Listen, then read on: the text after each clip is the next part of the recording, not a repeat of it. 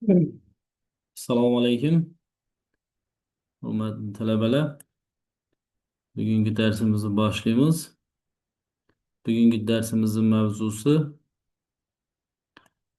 xo'sh, diniy va dunyoviy bilimlarning uyg'unligi mavzusida bo'lib o'tadi.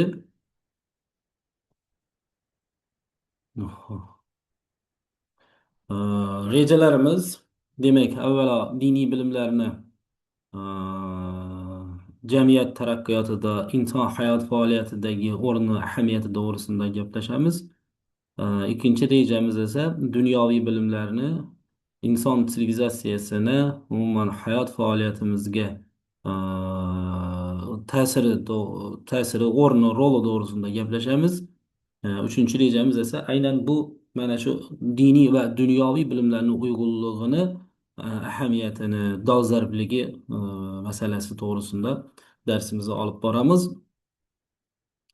Xo'sh, avvalo biz aytib o'tishimiz kerakki, bilim hodisasi bu bilish jarayonini hosilasi sifatida baholashimiz mumkin.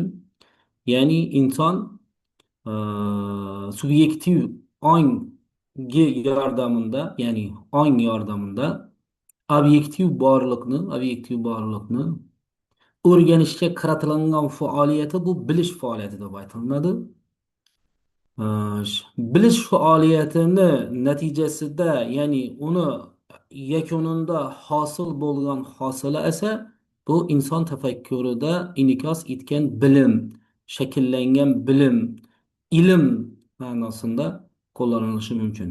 Demak, bilim bo'lishi uchun bilish jarayoni albatta bo'lib o'tishi kerak. Bilish jarayonidan o'tmasdan turib bilimni hosil bo'lish masalasini ifodalab bo'lmaydi. Sh- Bilim turlicha bilimlar bo'lishi mumkin. Qaysi ma'noda? O'zi umumiy hammasi bilim. O'zi bilimni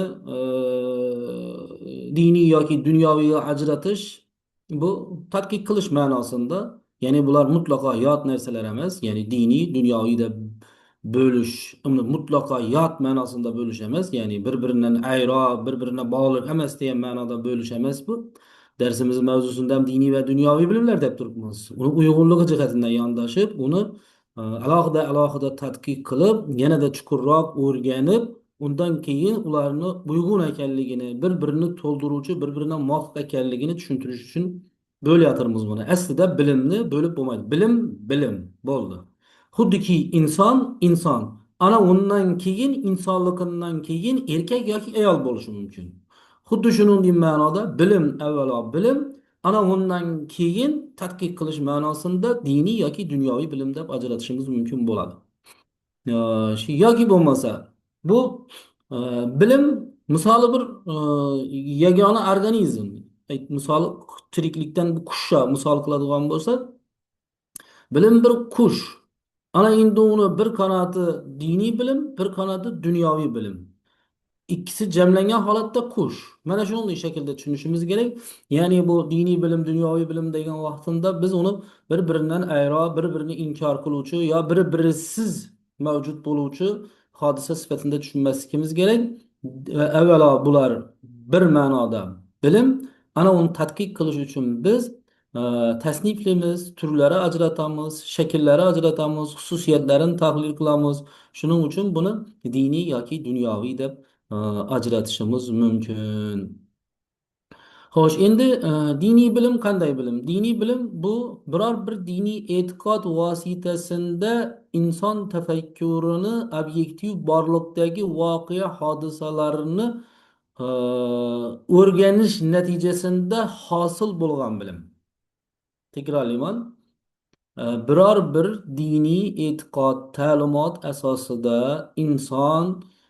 ning subyektiv ongini obyektiv borliqdagi voqea, hodisa, narsalarni mohiyatini, haqiqatini o'rganishga qaratilgan faoliyatni natijasida hosil bo'lgan bilim, bu diniy bilim deb aytishimiz mumkin.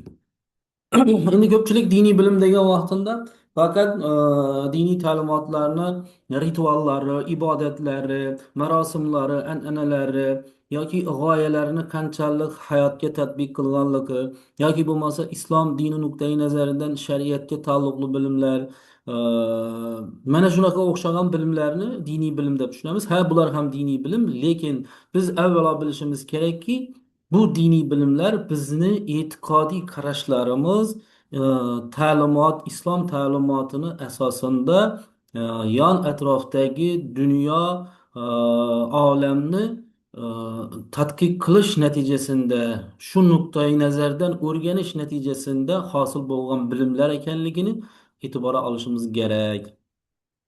Ya'ni diniy nuqtai nazardan, diniy ta'limot nuqtai nazaridan kelib chiqib turib, demak atrofimizdagi voqea hodisalarga bildiradigan munosabatimiz, uni o'rganishimiz, tadqiq qilishimiz va hosil bo'lgan hosilalarni esa biz diniy bilimlar deb bemalol aytishimiz mumkin. Xo'sh, endi e, diniy bilimlarni, diniy bilimlarni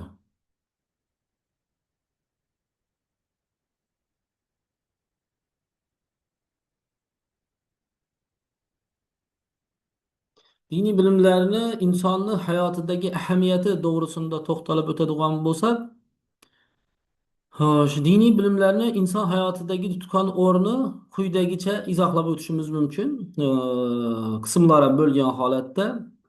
Demak, diniy bilim avvalo bizni ma'naviyatimizni shakllanishiga, uni e, rivojlanishini, o'zimizni shaxs sifatida tarbiyalashimizga, qisqasi ma'naviy tarbiyamizga nihoyatda muhim ta'sir etadi. Shuning uchun diniy bilimlar insonni halollik, mehr oqibat, adolat yoki yuksak fazilatlarga o'rgatishi bilan birgalikda mana bular shaxsni ichki dunyosini boyitadi va uni komil inson bo'lishine yordam beradi. Ikkinchidan, diniy bilimlar bizda axloqiy me'yorlarni yuksak darajaga ko'tarilishidagi o'rni beqiyos hisoblanadi. O'zi e, dunyodagi ko'plagan xalqlarni e, an'anaviy axloqiy qarashlari va me'yorlari o'zi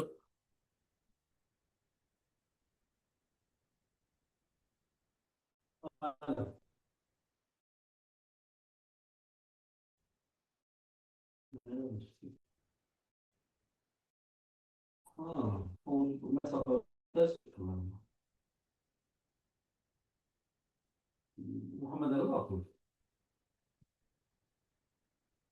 Ha, ha, ha, ha.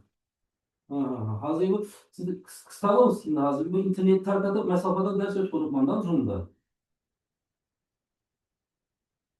Bas shunday deb qo'ying, ne olsa.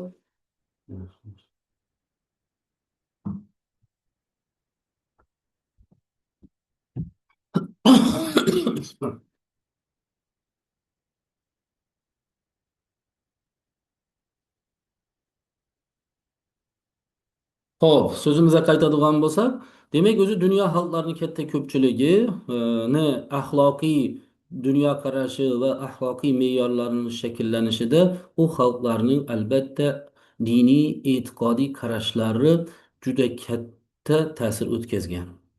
Bu inkor qilib bo'lmaydigan haqiqat hisoblanadi.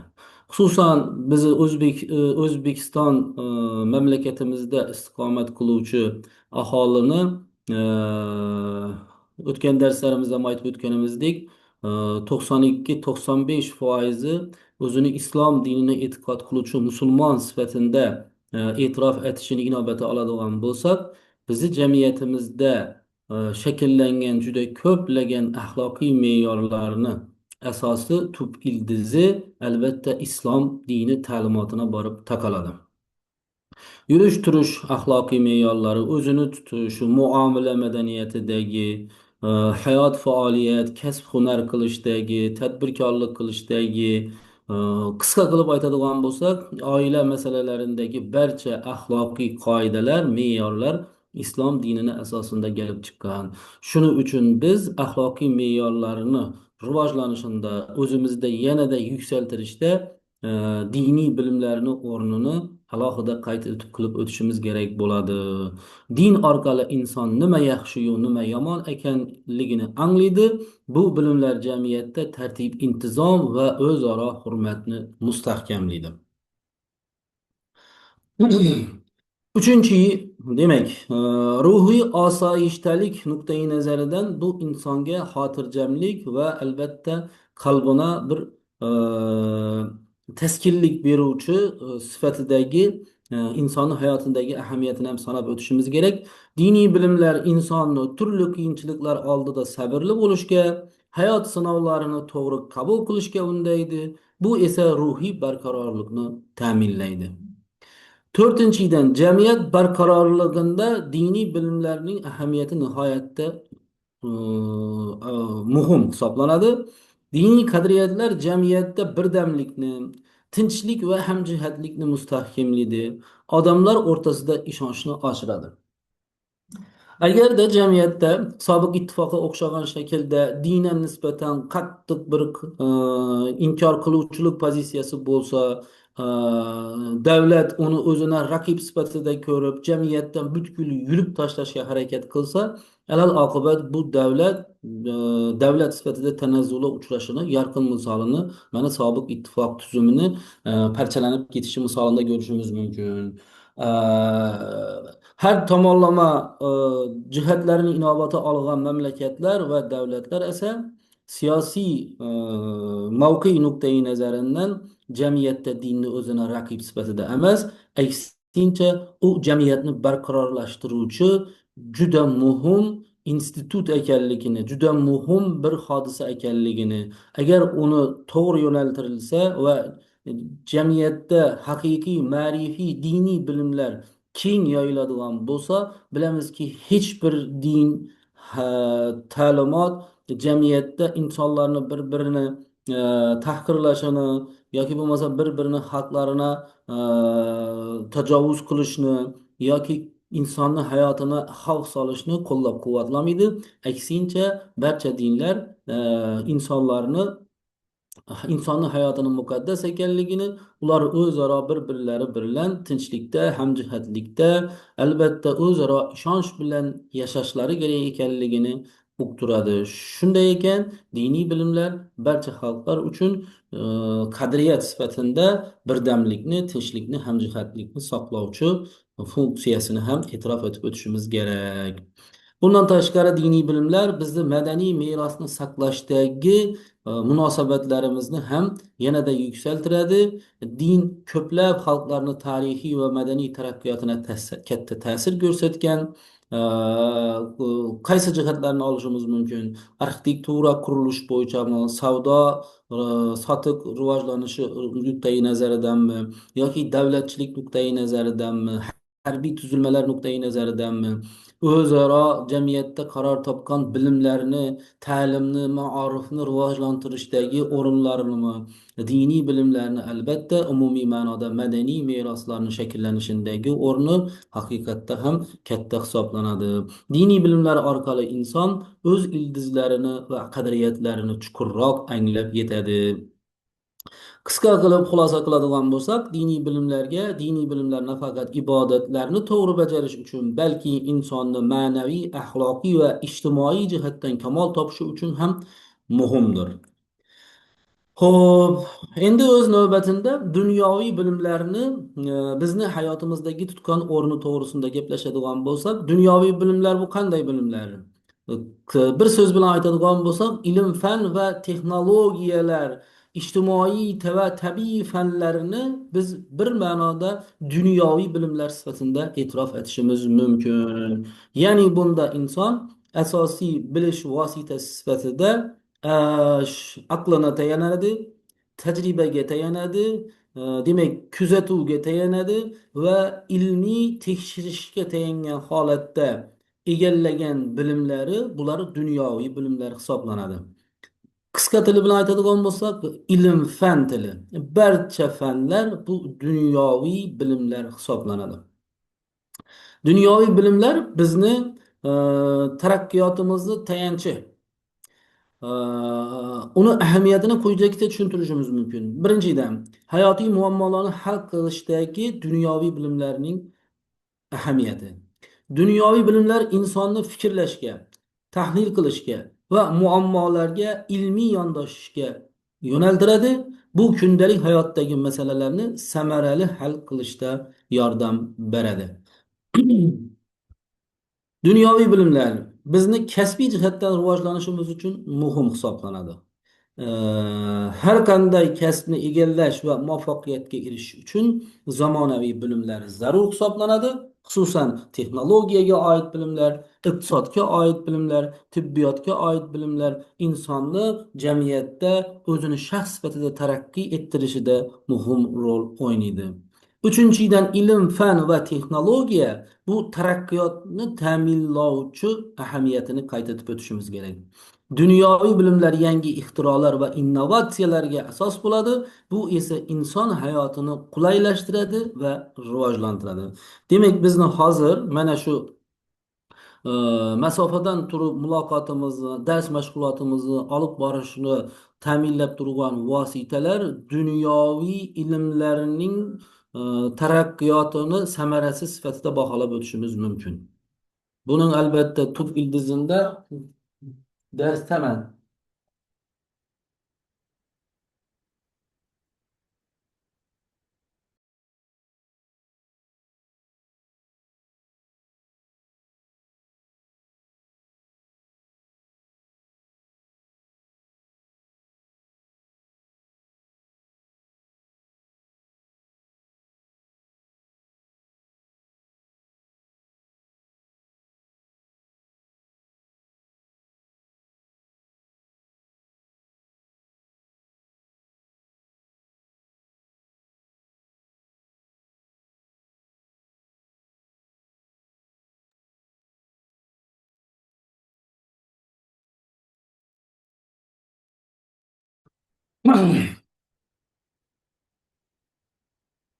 Mana bu bugungi kundagi har qanday innovatsion texnologiya bo'lsin, ixtiro bo'lsin, hayotimizni qulaylashtiradigan, komfort qiladigan ixtirolar hammasini biz bemalol dunyoviy bilimlarni samarasi sifatida baholashimiz mumkin. Shuning uchun ilm, fan va texnologiya bu taraqqiyotning garovi. Bu ilm, fan va texnologiyani tub ildizi esa dunyoviy bilimlar bilan mustahkamlanadi. Albatta, dunyoviy bilimlar mustaqil fikrlashdagi ahamiyat ham muhim hisoblanadi. Bu bilimlar insonni tanqidiy fikrlashga, dalillarga asoslangan xulosalarni chiqarishga o'rgatadi. Natijada inson turli axborotlarni to'g'ri baholay oladi, munosabatini bildira oladi. Beshinchidan, jamiyatni rivojlanishi uchun dunyoviy bilimlar nihoyatda muhim hisoblanadi. Bilimli jamiyat iqtisodiy jihatdan kuchli bo'ladi, siyosiy jihatdan barqaror bo'ladi, madaniy jihatdan boy bo'ladi. Dunyoviy bilimlar taraqqiyotning asosiy omillaridan biri hisoblanadi. Xulosa qilib aytadigan bo'lsak, dunyoviy bilimlar insonni zamonaviy hayotga moslashishini, o'z o'rnini topishga va jamiyat rivojiga hissa qo'shishga xizmat qiladi.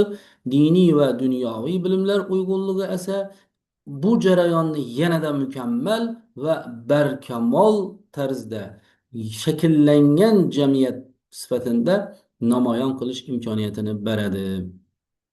Endi so'zimizni davomida, demak, biz hozir to'xtalib o'tdikki, diniy bilimlarni inson hayotidagi ahamiyati, jamiyat rivojlanishidagi tutgan o'rni, bundan tashqari dunyoviy bilimlarni inson va jamiyatni hayotidagi tutgan o'rni nuqtai nazaridan alohida yondashdik. Endi biz bu diniy va dunyoviy bilimlarni uyg'unligi bizga nima beradi degan nuqtai nazar bilan munosabatimizni bildirib o'tamiz. Diniy va dunyoviy bilimlarning uyg'unligi insonni har tomonlama kamol topishi uchun eng maqbul yo'ldir. Bu ikki yo'nalish bir-birini inkor etmaydi, aksincha to'ldiradi. Mana shu nuqtai nazar bilan yondashamiz. Birinchidan, muvozanatli shaxsni shakllanishine ta'sir o'tiradi. Diniy bilimlar insonni ma'naviy axloqiy tomonini rivojlantirsa, dunyoviy bilimlar uni aqliy va kasbiy salohiyatini rivojlantiradi. Bu degani faqat diniy bilimlar uni ma'naviy axloqiy tomonni rivojlantirib, kasbiy tomonni rivojlantirmaydi degan xulosa yo'q. Albatta, diniy bilimlar ko'proq insondagi ma'naviy axloqiy tomonni rivojlantirish e'tirof etilayotir.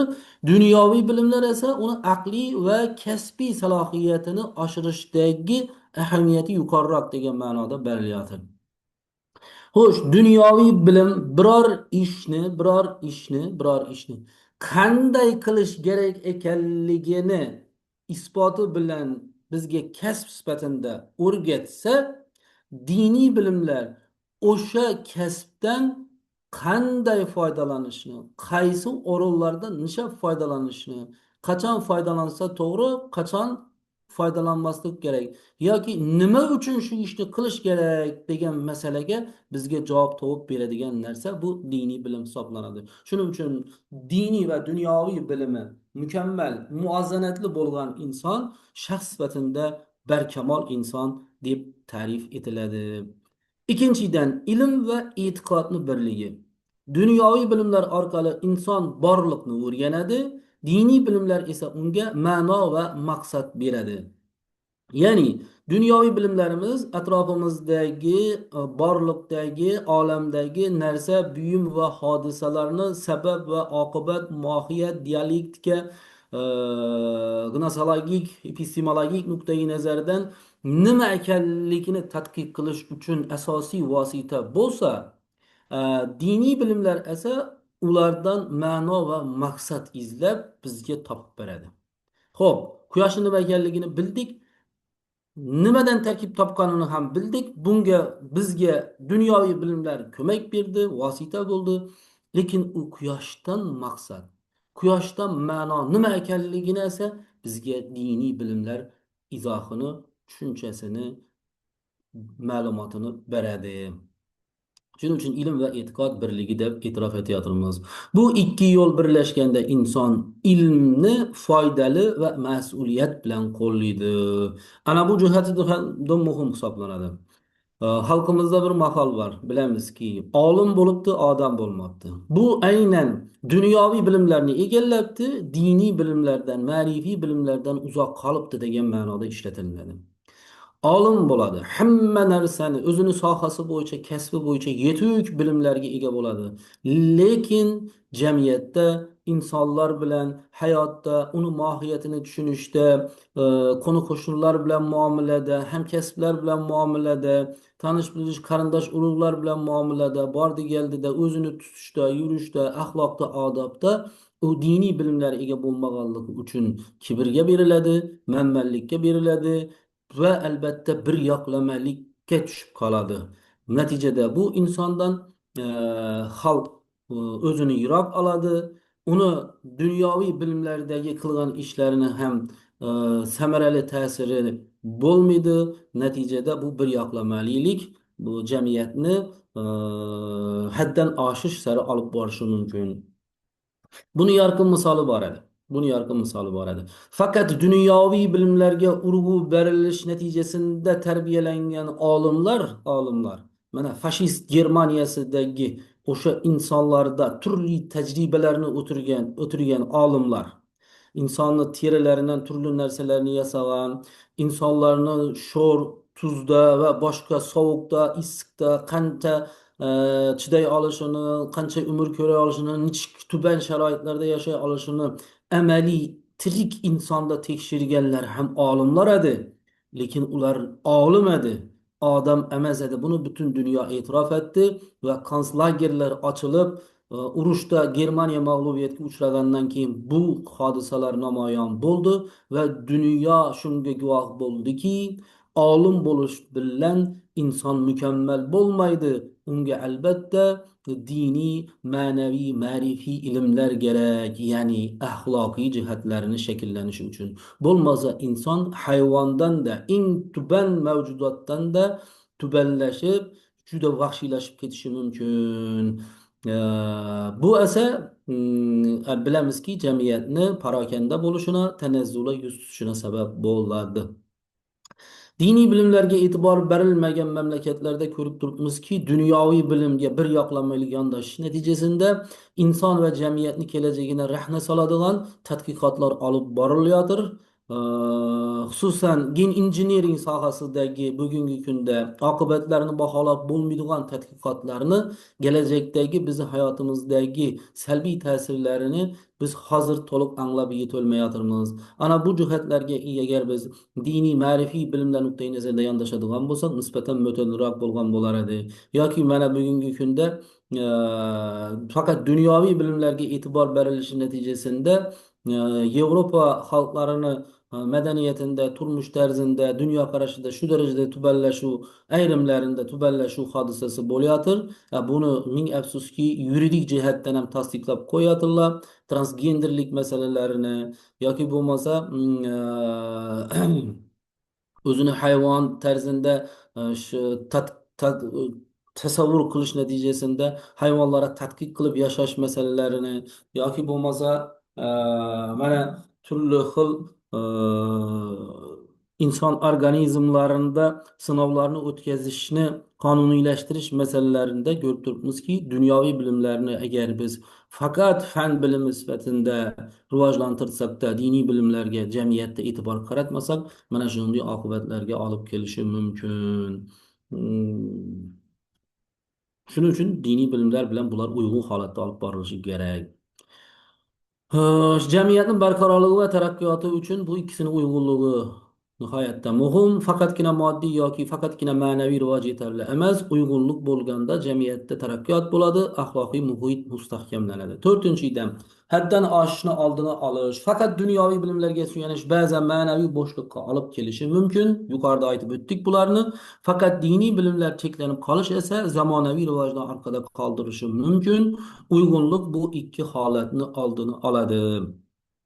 Albatta bu yerda faqat diniy bilimlar bilan cheklanib qolish degan vaqtimizda biz ko'proq tor doiradagi mutaassib yoki bo'lmasa aqidaparastlik nuqtai nazaridan aytayotimiz. Sof ma'rifiy diniy bilimlar esa hech qachon insonni zamonlar orqada qolishini e, olib kelmaydi. Aksincha, diniy bilimlar ham insonni zamon bilan hamnafas va yangi tadqiqotlar marralar sari olg'a qo'yishni ilgari suradi. Shunchaki diniy bilimlar iloh yaratgan narsalarni mohiyatini bilishni aldidan maqsad qilib qo'ysa, dunyoviy bilimlar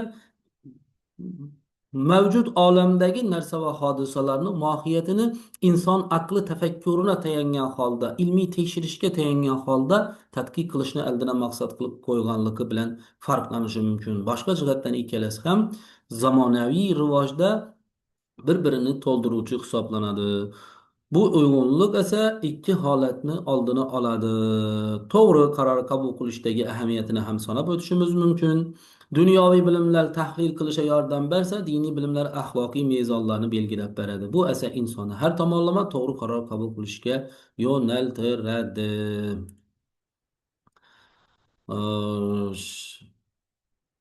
Agarda faqat diniy bilimlar nuqtai nazaridan yondashilinsa,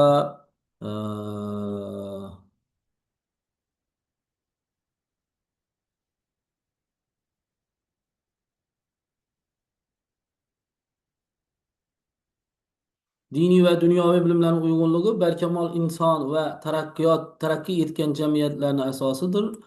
Ilm ikkisi birgalikda va bir-birini to'ldiruvchi sifatida harakatlansa, bundan faqat insoniyat va jamiyat yutadi.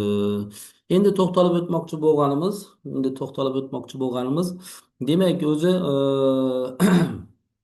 dunyoviy bilimlarda dinga munosabat qanday va diniy ta'limotlarda bilimga munosabat qanday degan jihatlarini ham to'xtalib o'tmoqchimiz.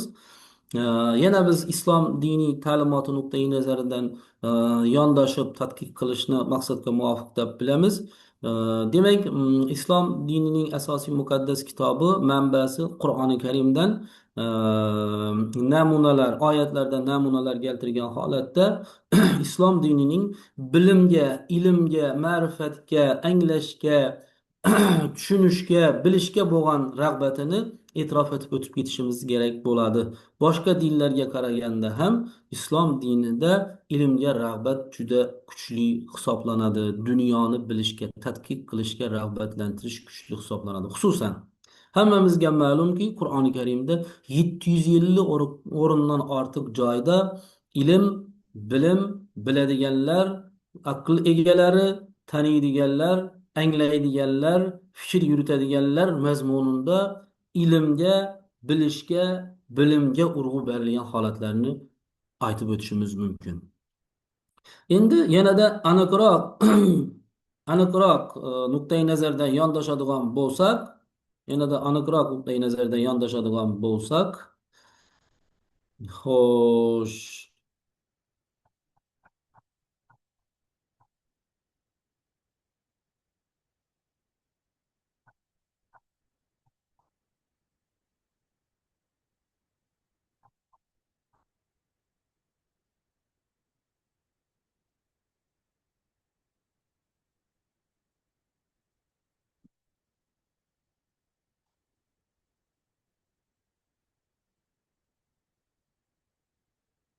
Qur'oni Karim Mujodala surasi 11-oyatida avvalida demak o'zbekcha tarjimasini aytib o'tamiz. Ey iymon keltirganlar, agar sizlarga majlislarda siljibroq o'tiring deyilsa, bas siljing. Agar turing deyilsa, turing. Alloh sizlardan iymon keltirganlarning va ilm berilganlarning darajalarini ko'taradir. Alloh nima qilayotganlaringizdan xabardordir degan mazmundagi oyatni ko'rishimiz mumkin. Bismillahirrohmanirrohim.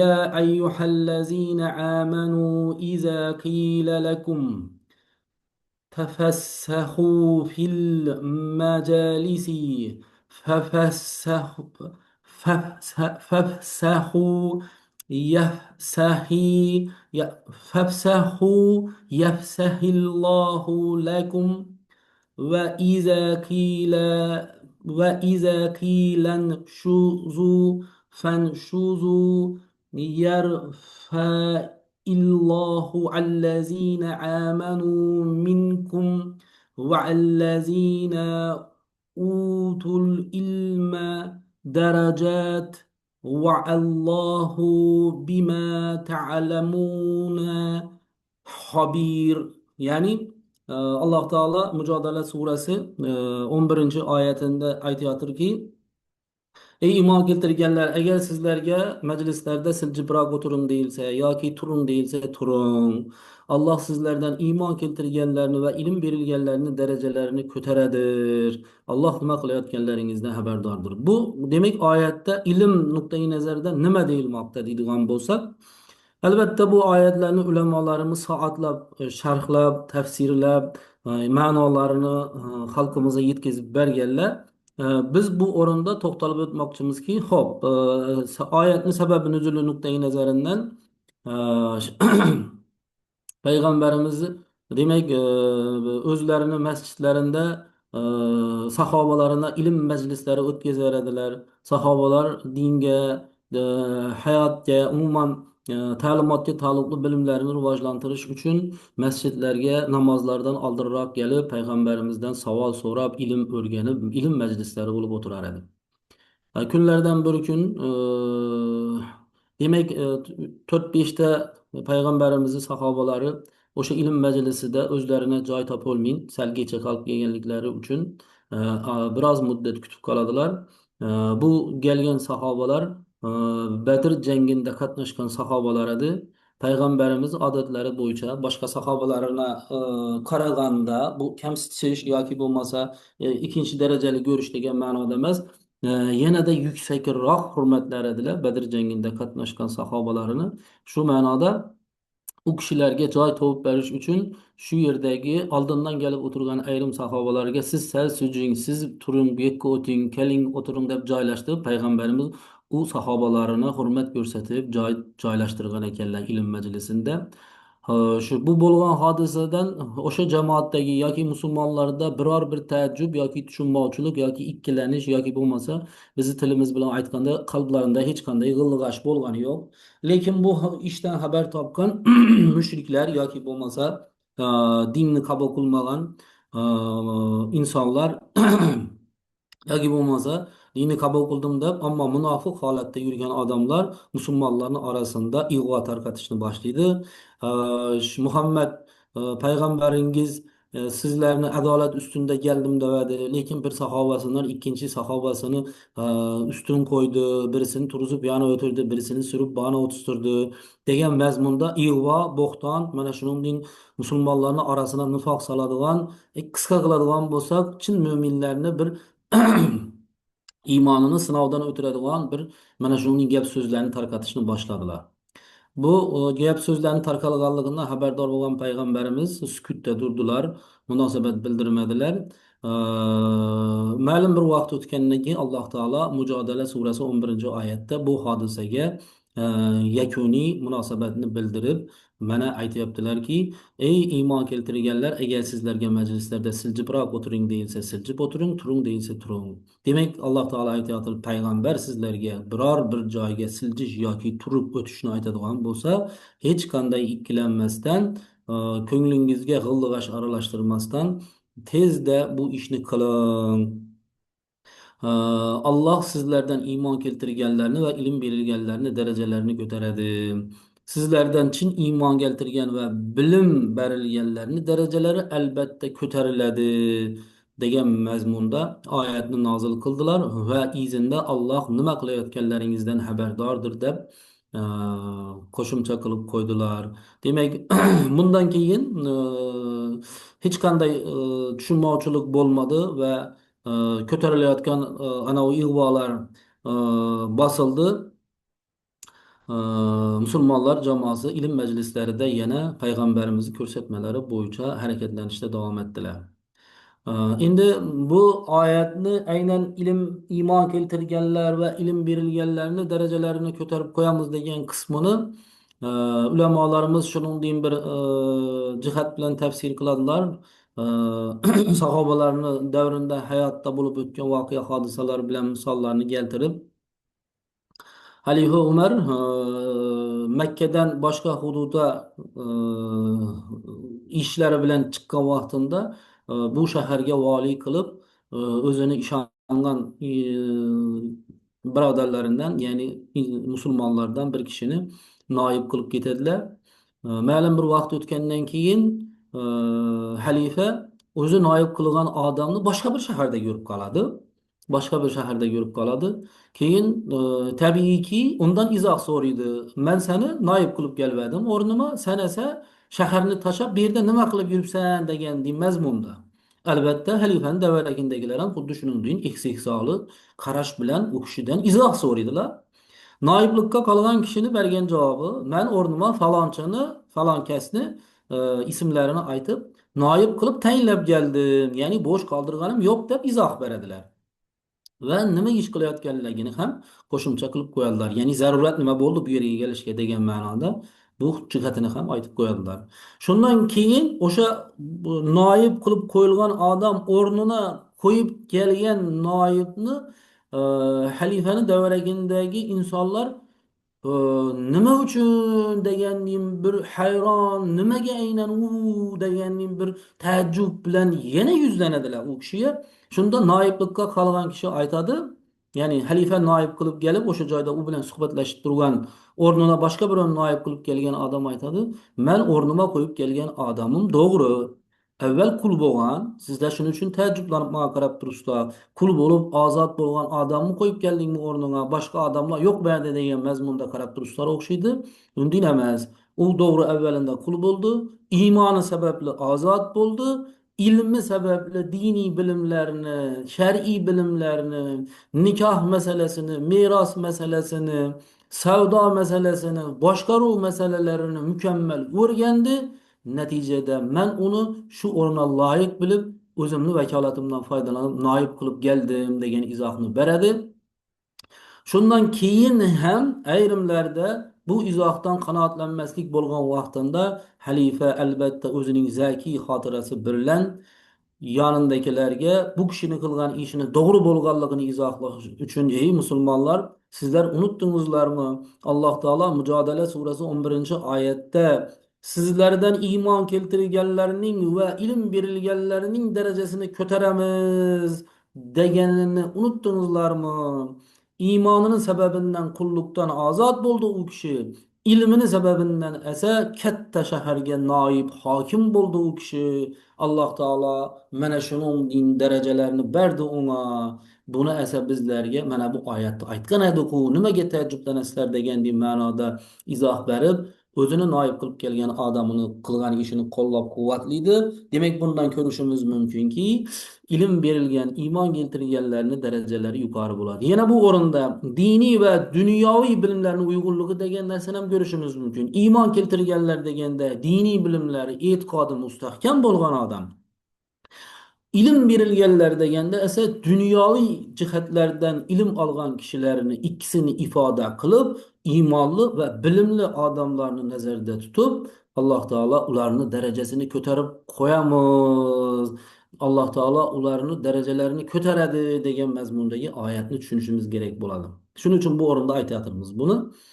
Endi bundan tashqari yana ko'plagan misollarni keltirishimiz mumkin. Hem dini, ya'ni iymoni mustahkam bo'lgan, hem dunyoviy ilmlarni mukammal o'rgangan insonlarni Alloh taolo darajalarini shu darajada baland ko'tardiki, hatto olamdan o'tib ketganlaridan mana 1000 yilgacha vaqt bo'lib o'tgan bo'lsa ham biz bilamizki, Al-Xorazmiy musulmon iymon keltirgan taqvoli insonlardan bo'lish bilan birga dunyoviy bilimlarni mukammal o'rgangan inson edi.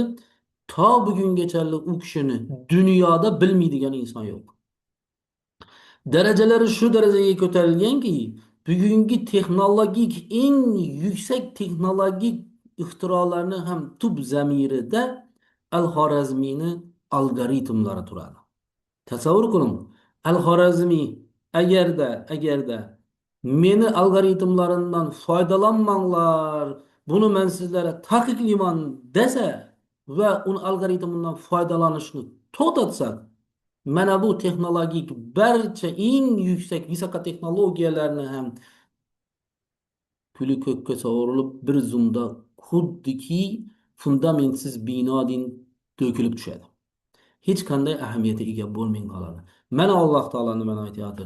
Iymon keltirib dunyoviy bilimlarni o'rgangan insonlarni darajalarini Al-Xorazmiyga o'xshagan shaklda yuksak qilib qo'yamiz.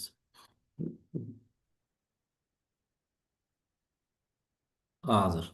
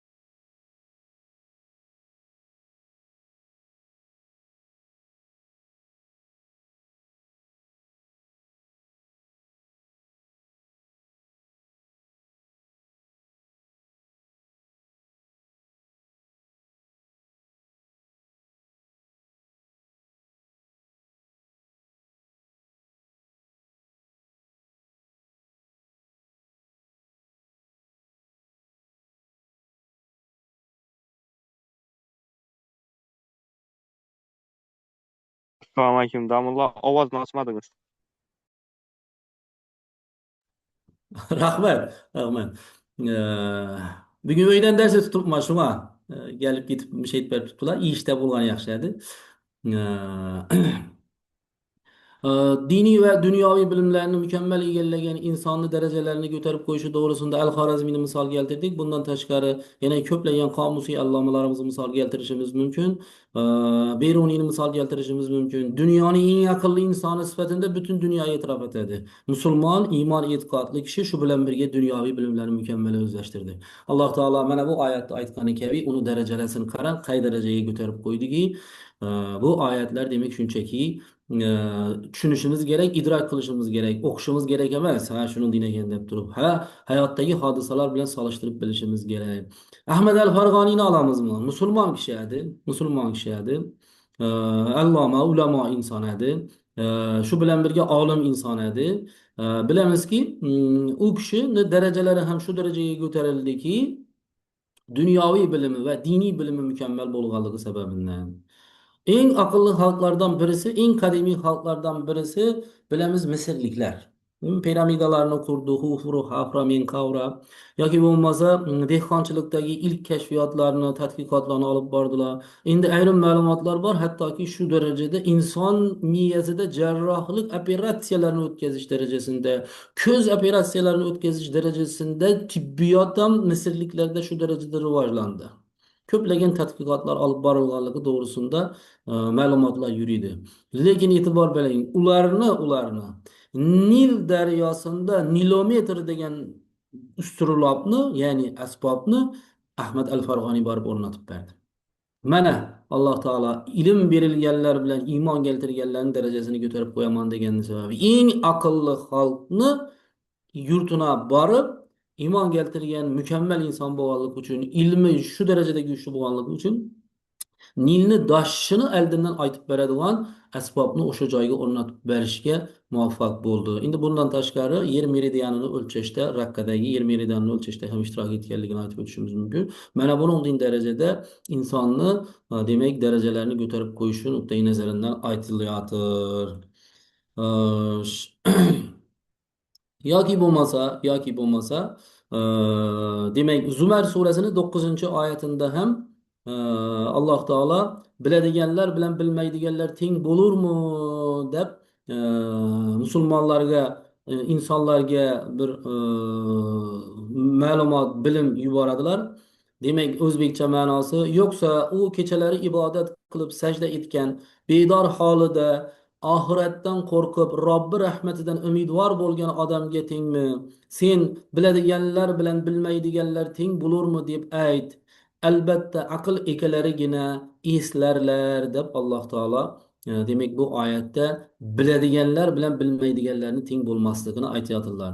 Alloh taolo biladiganlar deganda diniy va dunyoviy bilimlarni biladiganlarni nazarda tutganligini ulamolarimiz, bilmaydiganlar deganda esa agar ularga barcha haqiqatlarni ochib bersangiz ham bilmaydiganliklari sababli quyoshni mana quyosh deb ko'rsatsangiz, misol uchun qani quyosh deydigan odamlarni bilmaydiganlar deb turibdi. Mana yulduz deb ko'rsatsangiz kechirasiz, qani yulduz deb turadigan odamlarni bilmaydiganlarga deb aytib turibdi. Shuning uchun Alloh taolo bu ikkisi deng bo'ladimi? Yo'q, deng bo'lmaydi. Aql egalarigina biladigan bo'ladilar degan ma'noda aytayotdilar.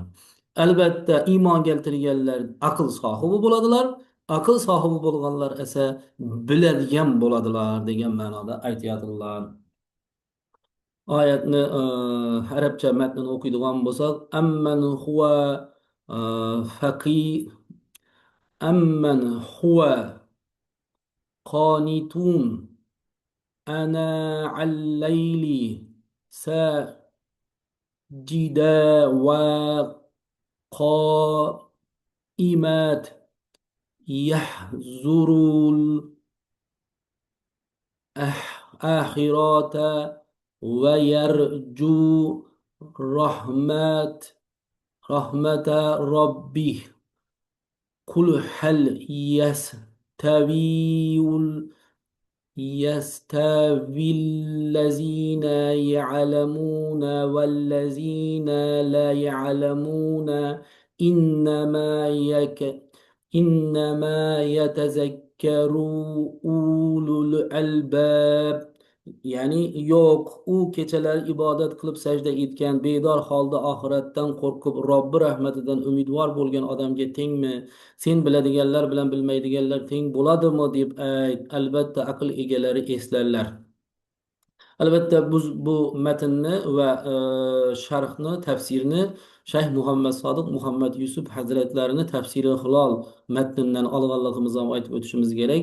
Yuqoridagi demak Mujodala 11-oyat ham, Zumar surasi 9-oyat ham u kishining kitoblarini olingan holatda sizlarga yetkazilindi. Demak, so'zimizni yakuni sifatida aytadigan bo'lsak, e, diniy va dunyoviy bilimlarni biz teng va albatta bir-birini to'ldiruvchi jihatlarni inobatga olib o'zimizni shaxs sifatida shakllantirishni yo'lga qo'yadigan bo'lsak, bizni darajalarimiz xalqni, elni, qo'ni qo'shnini, jamoani, umuman olganda jamiyatni oldinda oshib boradi, ko'tarilib boradi.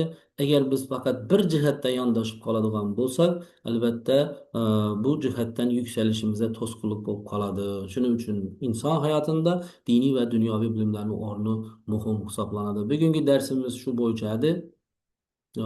Ro'zg'oy savollar bormi? Shu darsning boshida aytdingiz, hamma dinlar yaxshilik istaydi, tinchlik Nima? istaydi deb. Yahudiylarning Nima? kitobida yozilganmi yo yomonlik etish?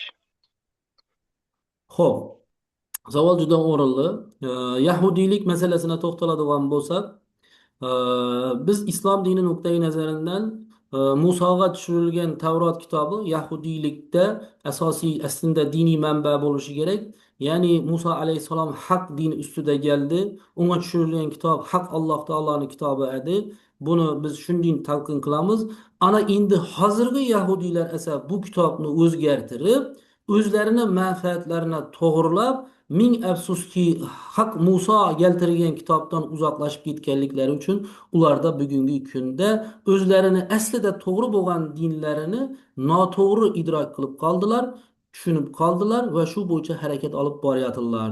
Demak, aslida tushirilgan vaqtida yahudiylik dini haqda chaqirilgan, to'g'ri din bo'lgan, ammo lekin uni bugungi kundagi mana bu uni tushunuvchi yahudiylar, millati yahudiy bo'lgan yahudiylar, o'zi milliy din bilamiz yoki bo'lmasa aynan siz nazarda tutib turgan bugungi kundagi o'sha yahudiylarni davlat bo'lgan Isroilda siyosiy rahbariyatda turgan ularni oqimi borda o'zini sionist yoki bo'lmasa mason kabi nalari. Bular esa ana bu dindagi ilgari surilgan narsalarni o'zgartirib, o'zlarini maqsadlarini, nafslarini, o'y hayollarini doğrulagan holatda tushunyaptilar. Shuning uchun ular xato yo'ldan, ya'ni aslida yaxshilik bo'lishi kerak bo'lgan narsani o'zlaricha xato tushunib turib, insonlarga zulm, jabr qilib turibdilar. Bo'lmasa yahudiylikni biror bir joyida yosh bolani o'ldirishni, ayol kishini o'ldirishni, bu qayerda yozilgan bularni qilib turgan ishi? Nimani e, siyosiy maqsadlar uchun xuddiki vosita oqlanadi degan narsa biror bir dinda aytilgan emas bunday narsa. Bular esa o'zlarini siyosiy harakatlarini xalqina diniy nima bilan tushuntirish uchun dinni asosini o'zgartirib, bizlar to'g'ri ish qilib turibmiz deb turibdi. Buni butun dunyo ko'rib turibdi. Hozirgi yahudiylarni biror bir aytayotgan gapi Muso zamonida tushirilgan haqiqiy yahudiylikka mutlaqo aloqasi yo'q va ular noto'g'ri yo'ldan ketib boryaptilar. Demak, biz asosan barcha dinlar deganda tushirilgan vaqtida sof, ya'ni fitrat tushirilgan vaqtida, to'g'ri tushirilgan vaqtidagi davr nuqtai nazaridan aytyapmiz. Albatta boshqa dinlarda ham buning tushunchalarni o'zgarish holatlari bo'lgan. Xristianlik ham tushirilgan vaqtida haq Alloh taolaning to'g'ri dini, Iso alayhissalom Alloh taolaning payg'ambari bo'lgan, ammo uni keyinchalik siyosiy va boshqa maqsadlarda hukmdorlar tomonidan o'sha dinni ulamolari tomonidan ular o'zgartirilib boshqacha talqin qilindi. Natijada ularda yaxshilik, mana bu diniy bilimlarni ezgulikka xizmat qilishi degan jihatlari o'zgarib ketdi. Mana shunday tarzda javob berishimiz mumkin. Yahudiylikning 10 ta ahdi bor, qadimgi ahdi. Agar bu 10 ta ahdni aytadigan bo'lsak, bular to'g'ri amal qilganlarida edi, bunday hodisalar kelib chiqmagan bo'lar edi. Birinchisi, Yahvidan boshqani iloh deb bilmaslik. Ikkinchisi, yolg'on guvohlik bermaslik. Uchinchisi, bular bo'lmasga Allohning nomi bilan qasam ichmaslik, ya'ni Xudoning nomi bilan qasam ichmaslik. To'rtinchisi, o'g'irlik qilmaslik, to'rtinchisi zina qilmaslik, beshinchisi yaqinlarini mollarini ko'z olaytirmaslik. Mana shunday shakldagi ahdlar tushdi. Musa alayhissalom bularni qabul qildim dedi. Shulardan birisi shanba kunisi ishlamaslik, mana mehnat qilmaslik, faqat toat ibodat kuni qilishi kerak edi ular. Qanday shaklda bo'layotir? Mana shunday tushirilgan vaqtida barcha dinlar albatta yaxshilikka va ezgulikka rivojlanishiga xizmat qiladigan bo'lgan, ammo lekin o'zgargan shakllari haqida biz nazarda tutganimiz yo'q edi. Yana savollar bormi, Ro'zboy? Tushunarlimi? Yo'q. Yaxshi, rahmat tushunarli dars uchun ham. Salomat bo'lasiz. Keyingi darsga challi. Darsimiz tamom, xayr.